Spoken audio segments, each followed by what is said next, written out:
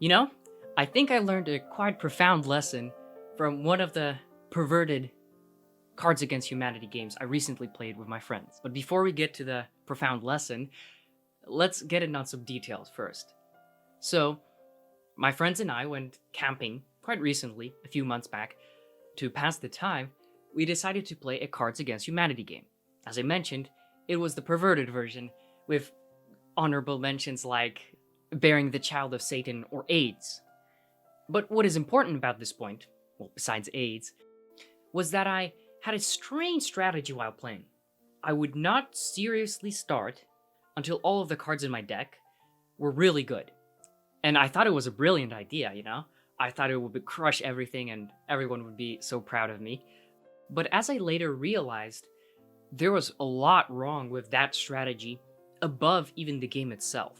And I didn't really think about it much until I read a very interesting quote. Being in the best place at this moment puts you in the best place in the next one. I think it was by Oprah, so, here's my masculinity. But, but this quote really made me wonder, maybe that was the reason I didn't really win. I didn't really engage in that game as much as I should have. In and of itself, it was just Cards Against Humanity game, who cares?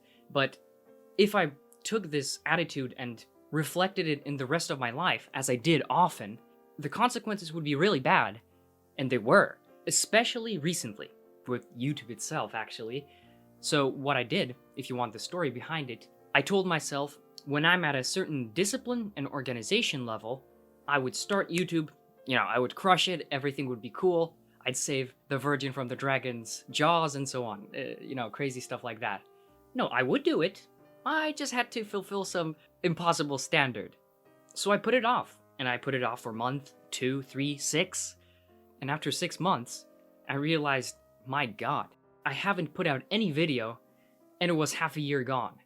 So I would constantly push back things, justifying them as reasonable, justifying my inaction as something reasonable. And that's why I have to make sure that I don't let my excuses continue on as they did. So I decided, and I'm gonna do it publicly, so it's, if you don't do it publicly, then what's the reason of doing something?